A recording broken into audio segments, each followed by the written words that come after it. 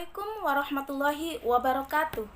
Selamat berjumpa kembali dengan saya Ida Rianti SPD, Guru SMP Negeri 2 Kandis, dalam pembelajaran IPA SMP kelas 7. Siswa ibu sekalian, pada kesempatan sebelumnya kita sudah mempelajari tentang campuran homogen dan campuran heterogen. Apakah Ananda masih ingat? Salah satu campuran homogen adalah larutan.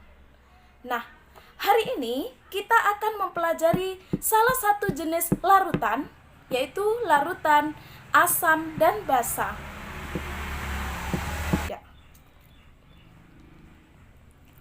Rasanya memang asam, maka dari itu kita menyebut air jeruk sebagai larutan asam. Di dalam IPA, lawan dari asam adalah basa, yang semestinya rasanya adalah pahit. Contohnya deterjen ini. Tapi, apakah boleh saya mencicipi deterjen ini seperti saya mencicipi jeruk tadi? Nah, stop, nggak boleh ya. Nah, hari ini kita akan mengetahui apa itu larutan asam, apa itu larutan basa, beserta ciri-cirinya dan cara untuk mengetahui sifat asam basa tersebut. Mari kita simak pembelajaran berikut ini. Indikator pembelajaran kita adalah sifat larutan asam. Rasanya masam, tidak boleh dicoba kecuali makanan, mengubah lakmus biru menjadi merah, bersifat korosif, dan di dalam air menghasilkan ion H+. Contoh larutan asam: buah-buahan, cuka dapur, asam lambung, dan air aki.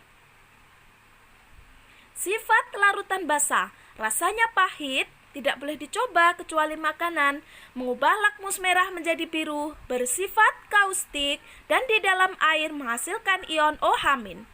Contoh larutan basa: deterjen atau sabun, kapur sirih, pasta gigi, dan sampo.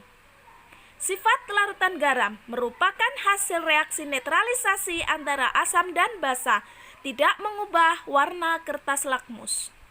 Contoh larutan garam: garam dapur, obat sakit mah, soda pencuci, bahan pupuk, dan obat pencuci perut. Indikator asam basa adalah suatu senyawa kompleks yang dapat bereaksi dengan senyawa asam dan basa dengan memberikan perubahan warna tertentu. Indikator dibedakan menjadi 1. Indikator buatan, yaitu kertas lakmus, indikator universal, pH meter, metil merah, dan fenolftalin. Sedangkan indikator alami terdiri dari kunyit, mawar, kembang sepatu, dan kul ungu. pH adalah angka yang menunjukkan tingkat asam atau basa suatu larutan dengan rentang 0 sampai dengan 14. Semakin rendah nilainya, semakin asam. Semakin tinggi nilainya, semakin basa. Mengapa harus sering mencuci tangan pakai sabun saat pandemi COVID-19? Karena virus corona tidak dapat berkembang baik dalam lingkungan basah. Selain mengandung surfaktan, sabun juga merupakan larutan basah dengan pH di atas 8,5. Baiklah, kita akan menguji sifat asam dan basa, larutan kapur dan larutan cuka yang sudah Ibu siapkan. Pertama, kita gunakan larutan kapur. Dan indikator yang kita gunakan adalah kertas lakmus. Kita celupkan kertas lakmus merah ke dalam air kapur. Dan ternyata lakmus merah berubah menjadi biru. Berikutnya, kita gunakan lakmus biru. Kita celupkan ke dalam air kapur. Dan warnanya tetap biru. Nah, apa kesimpulan kita?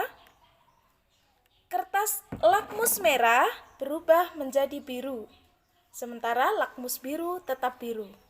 Maka, air kapur bersifat basa. Larutan yang kedua yaitu larutan asam cuka. Kita gunakan kertas lakmus merah kita celupkan ke dalam air juga. Ternyata warnanya tetap merah. Yang kedua, kita gunakan kertas lakmus biru. Kita celupkan dalam air juga. Dan ternyata lakmus biru berubah menjadi merah. Nah, apa kesimpulan kita? Lakmus merah tetap merah. Lakmus biru berubah menjadi merah.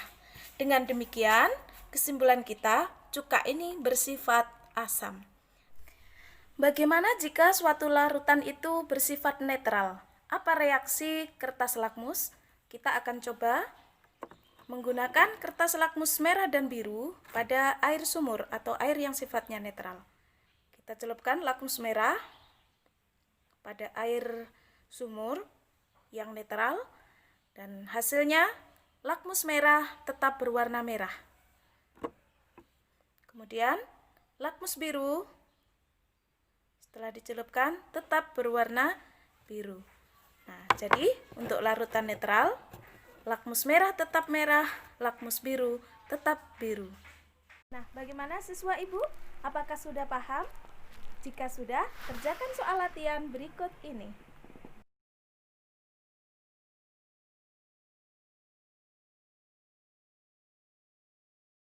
Wassalamualaikum warahmatullahi wabarakatuh.